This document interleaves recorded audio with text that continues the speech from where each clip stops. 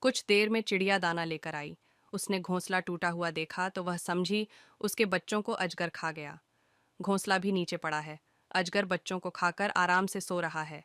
ऐसा सोचकर वह उसके ऊपर जाकर बैठ गई और पीठ में चोंच मारने लगी। अजगर बेहोश पड़ा था। तभी चिड़िया के बच्चों ने अपनी माँ को देखा और वो जोर जोर से चिल्लाने लगे। उन्हें देखकर चिड़िया बहुत खुश हुई। वह उड़कर उस डाल पर बैठ गई। लेकिन अब उनका घोंसला टूट चुका था। तभी अजगर को होश आ गया। वह अपने किए पर पछता रहा था। अजगर बोला, बहन मुझे माफ कर दो, मैं कई दिन से भूखा था।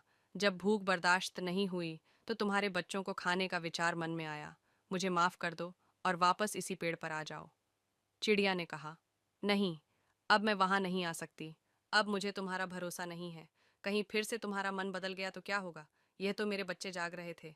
अगर रात में तुम इनके पास आते तो ये बेचारे सोते हुए ही तुम्हारा भोजन बन जाते। अजगर ने बहुत कोशिश की, लेकिन चिड़िया अब उसके झांसे में नहीं आई। उसने दूसरे ऊंचे पेड़ पर अपना घोंसला बना लिया। वह पेड़ नदी के दूसरे किनारे पर था, जहां अजगर पहुंच नहीं सकता था। इधर अजगर कुछ ही दिन में भूख से मर गया।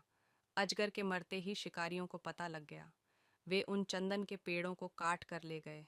दूसरों का बुरा सोचने वालों का खुद बुरा हो जाता है।